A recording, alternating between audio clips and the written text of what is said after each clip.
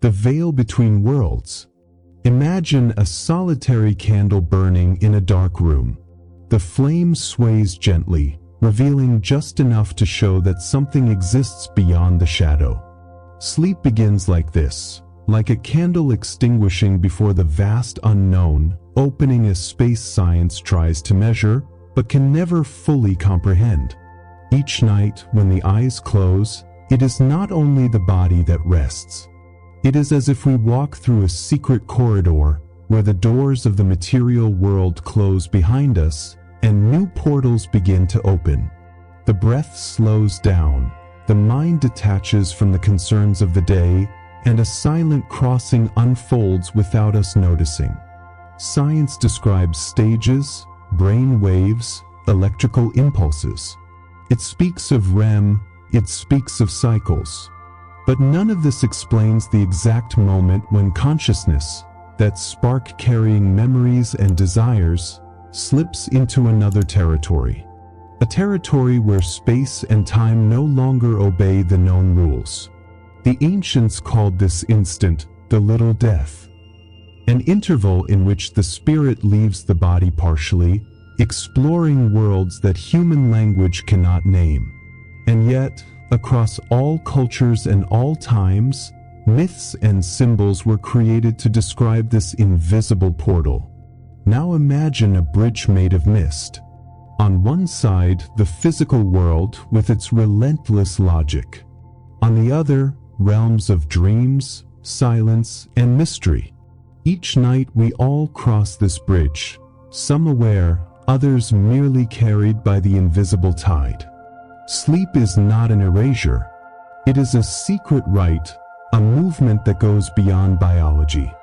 Each time we fall asleep, the soul itself invites us to visit inner and outer landscapes that defy scientific explanation. And perhaps that is why so many traditions describe sleep as a daily initiation. Not just rest, but a ritual journey. A path where the body surrenders, yet consciousness continues to travel. Now, a question echoes like a whisper in the heart. If each night, when we close our eyes, we are truly crossing beyond the physical world, if we are traveling through 7 hidden worlds science cannot measure, what exactly do we find on the other side? The echo of the first breath. Imagine a newborn. Its eyes cannot yet distinguish forms, but its first breath inaugurates a universe. Air enters, lungs expand, sound is created, the first cry, announcing the arrival of a soul into the world. Every breath we take since then is an echo of that primordial instant. Sleep, in its deepest dimension, is like returning to the womb of creation. As if each night the body sought the same silence that precedes life, the same darkness where everything begins. That is why, in many spiritual traditions, sleep is described as a rehearsal for death, but also as a daily rebirth. The ancient Egyptians believed that falling asleep was a way to meet the gods of the beyond. In Greece, Hypnos, the god of sleep, was the twin brother of Thanatos, the god of death. And even today, in many cultures, there remains the idea that every time we sleep, something in us dies for a few hours, only to be reborn at dawn. Science calls this neural disconnection, reduced conscious activity. But no equation explains the strange sensation of detaching from the physical world. The surrender of sleep is not only biological, it is symbolic. It is the body saying, "Now I can die a little, because I know I will be reborn at sunrise." And there is a curious detail. When we close our eyes and surrender, almost always we do it by breathing deeper, as if the body imitated the gesture of birth, inhaling to cross an invisible threshold. Before you sleep tonight, try this small ritual. Breathe deeply 3 times. On the first, feel the weight of the body sinking into the bed. On the second, imagine leaving behind all the voices of the day. On the third, see yourself entering a kind of cocoon, protected and silent, ready to cross the veil. This simple gesture awakens an ancient memory within us, the memory of the first breath. It is as if sleep were, in truth, a symbolic return to the cosmic womb, a place where the soul rests, is nourished, and prepares to re-emerge transformed. But this opens an even deeper question. If to sleep is to die a little and be reborn at dawn, what do we find in that interval? What exists in the space between the last breath of the day and the first of the morning? The key of suspended time. Imagine a clock standing still in the middle of a desert. Its hands do not move, yet the wind keeps blowing. Time, in sleep, is exactly like this. A strange presence that dissolves, but never disappears. We have all lived this experience. Closing the eyes for a few minutes, then waking as if hours had passed. Or the opposite, sleeping an entire night, only to wake believing that just seconds slipped by. Sleep scrambles time, stretches it, folds it, as if consciousness were playing with an invisible matter. Science measures brain waves and tries to map sleep cycles, but it cannot explain the intimate sensation of time unraveling. It is as if each night were a secret laboratory where time ceases to be linear and becomes a spiral. Tibetan monks describe sleep as training to cross the folds of time. Indigenous shamans tell that, in dreams, they can visit the ancestors as if the past were alive, pulsing in the present. And lucid travelers recount something even more unsettling, the feeling of living entire days within a single dream, only to wake and realize that just minutes had gone by. Perhaps, in sleep, we are not merely dreamers, but time travelers. Perhaps what we call distortion is in truth a glimpse of how time flows in other dimensions. And there is one detail almost everyone has felt: the abrupt awakening from a dream. That sense that something important was about to unfold, but was interrupted by an alarm or a sudden noise. It is as if the soul's time were torn away from physical time, proof that the two do not follow the same laws. Sleep is, then, the key of suspended time, a key that opens the door to realities where minutes can hold eternities. That is why, in some traditions, sleep is called the rehearsal of infinity.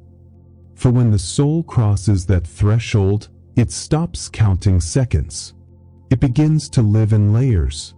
But this leads us to an even more enigmatic question. And if time were not merely distorted in sleep, what if it were redrawn, reshaped, rewritten, as if the soul were a secret architect of its own timeline, the mirror of consciousness? Imagine a silent lake at dawn. Its surface reflects the sky, but every ripple that forms reveals something hidden in the depths. Dreams are like this, fragile mirrors of our consciousness, where each image is a reflection, and at the same time, a mystery. During sleep, the mind creates scenes that seem fragmented, without apparent logic. But what appears as chaos is, in truth, a code. Carl Jung called it archetypes, symbols that belong not only to the individual, but to all of humanity. That is why so many people dream of the same elements: rivers, staircases, doors, faceless voices. These symbols do not speak only of our unconscious, they reveal the collective unconscious. The dream is like a multifaceted mirror. It reflects the fears and desires of the one who dreams, but it also echoes ancestral patterns connecting us to everyone who has ever lived. It is as if, when closing our eyes, we were not just entering our own mind, but also sailing through the mental ocean of humanity. And there is something even more fascinating. Sometimes symbols repeat night after night. A lost key, a house with many corridors, an animal appearing without reason. These elements are invitations, small calls from deep consciousness asking us to pay attention. Try this. Tomorrow, as soon as you wake up, quickly write down any detail of a dream. It does not matter if it seems insignificant. A color, a sound, an object. After a few days, see if something repeats. That recurring symbol is a message from the mirror of consciousness. It is as if the dream were saying, "Here is the pattern you need to see." But what if these symbols were not only internal reflections? What if they were messages coming from beyond, signs left by something greater, an invisible intelligence, a field connecting us to everything? Then the dream would not be only psychological, but also spiritual. And here arises the question that lifts a new veil. When a symbol appears repeatedly in our dreams, is it only a reflection of ourselves, or a message from elsewhere, whispered by voices that do not belong solely to our world? The Garden of Invisible Encounters. Imagine walking through a garden at twilight. The flowers are open, yet there is no wind. Suddenly, a presence appears at your side. You look and recognize a face that has already left this world. This is the feeling described by thousands who dream of those they have loved and lost. During sleep, many recount encounters so vivid they wake up crying, laughing, or with their hearts at peace. Sometimes it is an embrace from a departed relative. Other times, it is a dialogue with someone they never knew, yet who feels profoundly familiar. These moments are not like ordinary dreams. They carry a clarity and an emotion that lingers for days. Science calls them grief dreams or manifestations of memory. But anyone who has lived them knows it is something more. It is as if sleep were a bridge between worlds, a secret garden where souls meet without the weight of the physical body. Spiritual traditions say that in this state, the soul travels through subtle dimensions where it can visit and be visited. That is why these encounters feel real, because in some way they are. They do not happen in the physical world, yet they are not just imagination either. They occur in an intermediate space where love creates pathways that defy logic. If you have ever dreamed of someone who has passed, recall one detail of that meeting. It may be a word, a look, a color. Write it down. That detail could be the sign that the encounter was more than a dream. In many traditions, it is believed that souls leave symbolic marks, so we know we were truly together. Perhaps this is why so many awaken from such dreams with a feeling of healing, as if they had received a farewell that never happened in waking life, or as if they had found again a lost connection. Sleep then reveals itself as a garden of invisible encounters, a place where the distance between worlds dissolves and love keeps blooming. But this raises an even deeper question. If these meetings are not random, who arranges them? Who decides which souls meet in that secret garden? The guardian of the portals. Imagine waking up inside your own dream. Your eyes open, but your body remains still. You want to move, yet something invisible holds you in place. It is the terrifying feeling of sleep paralysis, one of the most intriguing phenomena of human experience. Many describe hearing footsteps in the room. Others see shadowy figures at the edge of the bed, motionless, watching in silence. Some feel a pressure on the chest as if something were testing their strength. Science explains it as a disconnection between brain and muscles. But for those who go through it, it does not feel like mere biology. It feels like ritual. It feels like initiation.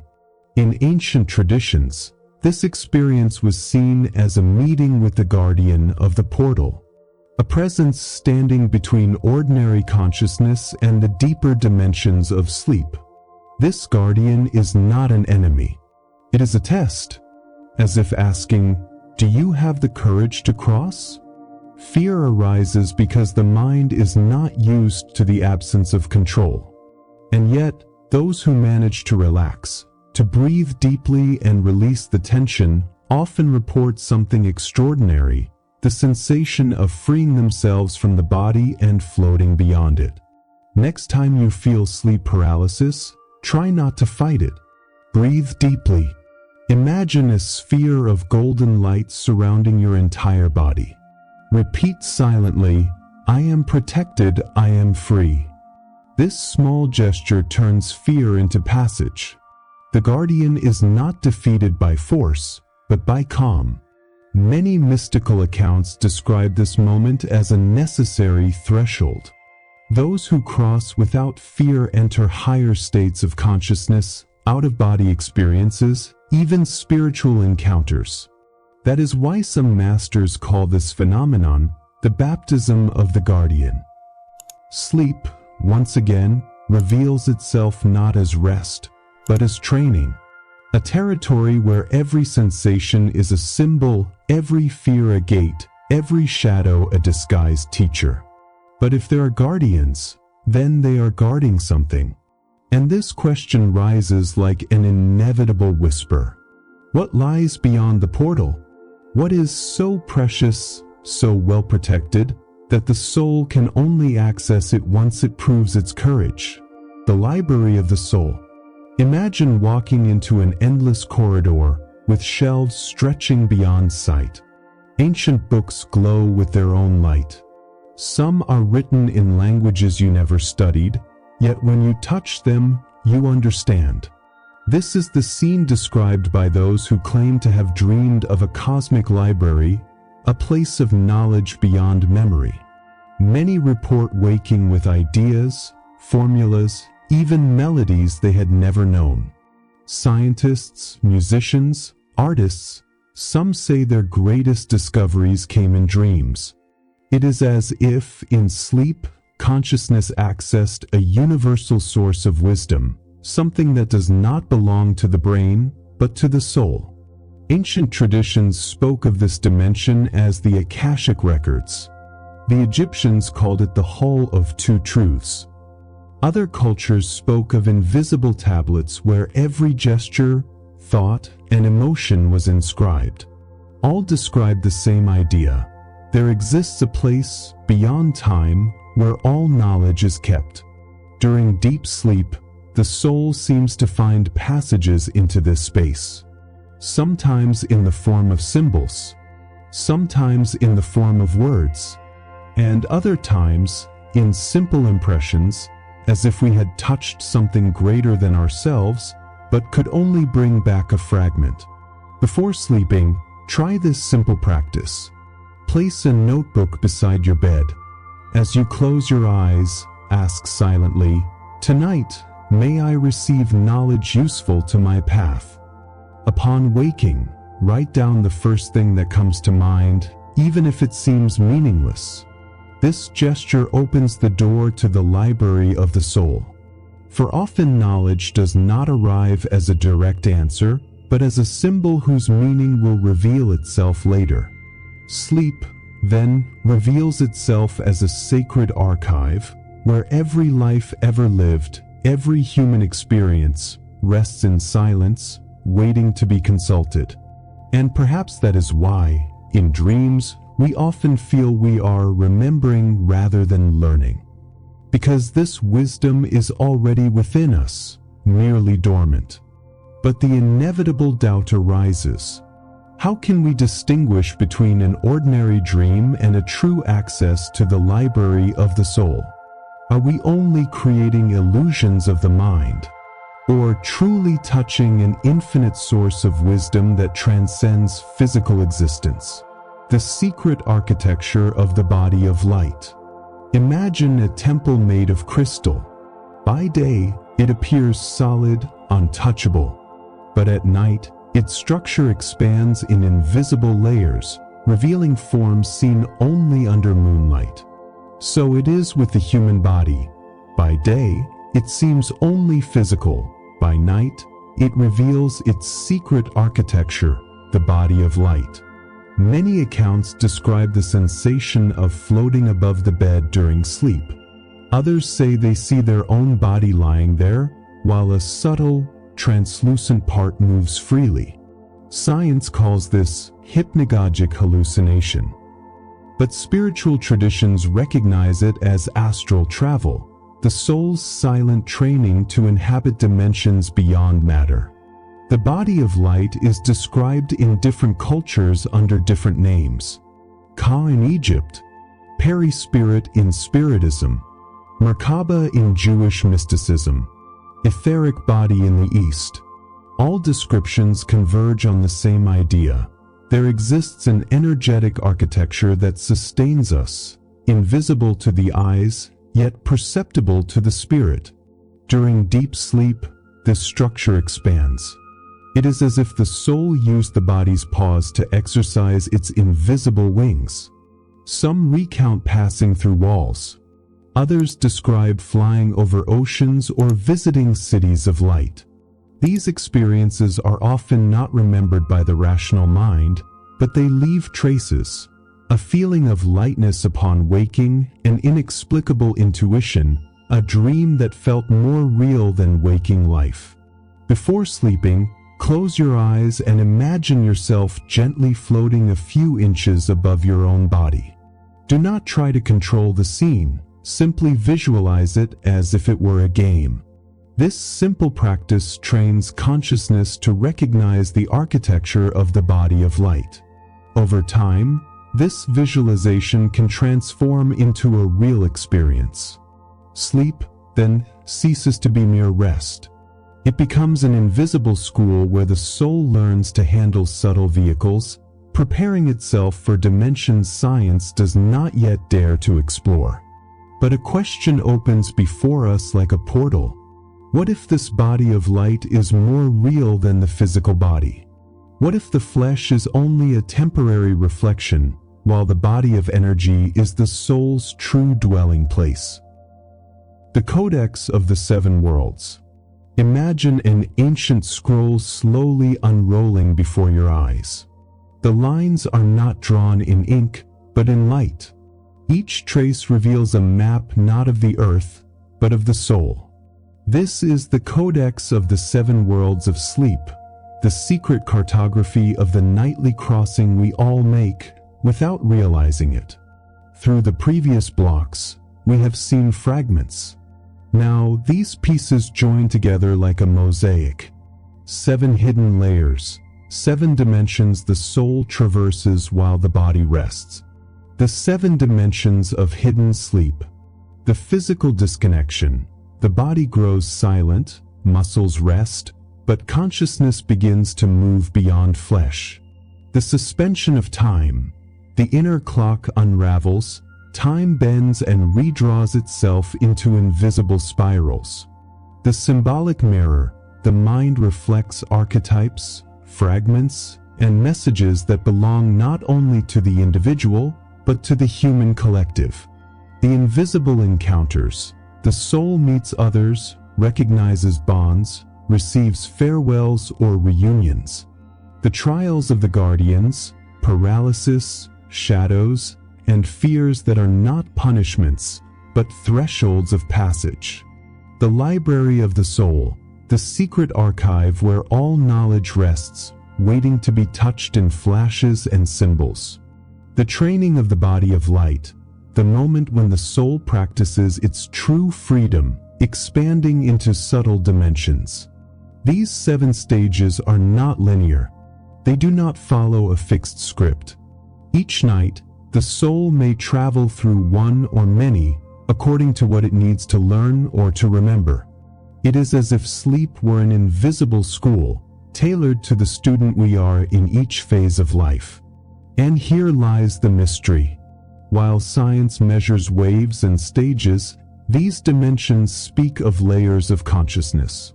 Not of a sleeping brain, but of a soul awakened in other realms.